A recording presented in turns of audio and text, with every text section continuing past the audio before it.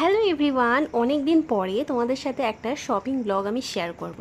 মিশো থেকে আমি বেশ কয়েকটা জিনিস কিনেছি আর সেগুলোই তোমাদের সাথে শেয়ার করব। জিনিসগুলো কেমন এসছে আর তার কোয়ালিটি কেমন আর আমার কেমন লেগেছে। চলো, তোমরা বাইরে থেকে দেখে বুঝতে পারছো কি না আমি ঠিক জানি না, তবে এখন কিন্তু ভীষণ গরম পড়ে গেছে।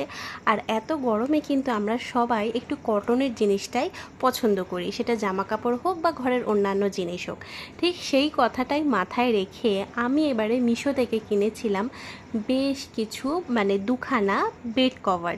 আমি এর আগে কখনোই কিন্তু মিশো থেকে বেড কভার কিনিনি। ঘর সাজানোর টুকিটাকি জিনিস কিনেছি আর সত্যি কথা বলতে আমার কাছে কিন্তু বেশ ভালোই লেগেছে। দাম আন্দাজে টুকিটাকি জিনিস ভালোই লেগেছে। চলো চলো আজকের বেড কভারটা কেমন লাগছে সেটা তোমাদের সাথে শেয়ার করি। ফার্স্টেই দেখাচ্ছি একটা সুইট পিঙ্ক কালারের একটা বেড কভার।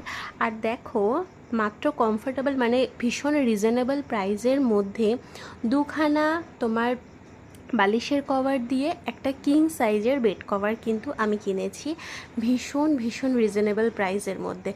আর একেবারে কাপড়টা ভীষণ সফট আর পিওর কটনের কাপড়। আমি কিন্তু ছবি দেখে ভাবছিলাম কতটা ভালো আসবে জানি না, কারণ যেহেতু আমি হাতে ধরে দেখে কিনতে পারছি না, সেহেতু একটা কিন্তু কিন্তু তো মনের মধ্যে ছিলই।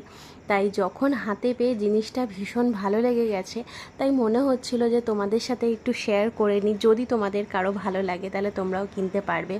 আর এই কালারটা তো ফটোতে এত সুন্দর লাগছিল আর ঠিক সামনেও কিন্তু এতটাই ভালো লাগছিল। পুরো মোবাইলে তোমরা যেরকম কালার দেখছো, কাছেও কিন্তু হাতে পেয়েও আমি জিনিসটা দেখেছি এতটাই সুন্দর কালার, এতটাই ব্রাইট কালার। আর এটার সাথেও কিন্তু দুখানা বালিশের কভার আমি পেয়ে গেছি। আর এটাও কিন্তু একেবারে রিজনেবল প্রাইসের মধ্যে। আর তার সাথে দেখো প্রিন্টটা কি সুন্দর লাগছে, তাই না বলো?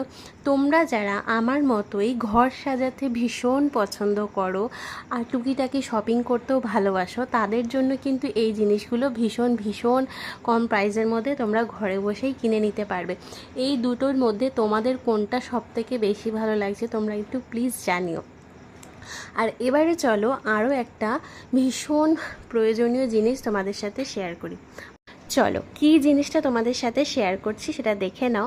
তোমরা আমার পেছনে কিন্তু দেখতে পারছো এরকম একটা ট্রান্সপারেন্ট পর্দা। এটা কিন্তু গরমকালে সব সময় আমরা পর্দা দিয়েও থাকতে পারি না, আবার জানালা বন্ধ করেও রাখতে পারি না।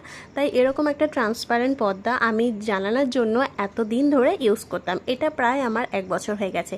কিন্তু এটা আমি এবার দরজার জন্য ঠিক এরকমই একটা ট্রান্সপারেন্ট পর্দা কিনে নিয়েছি, কারণ গরমকাল যেহেতু সব সময় দরজা আটকে থাকা যায়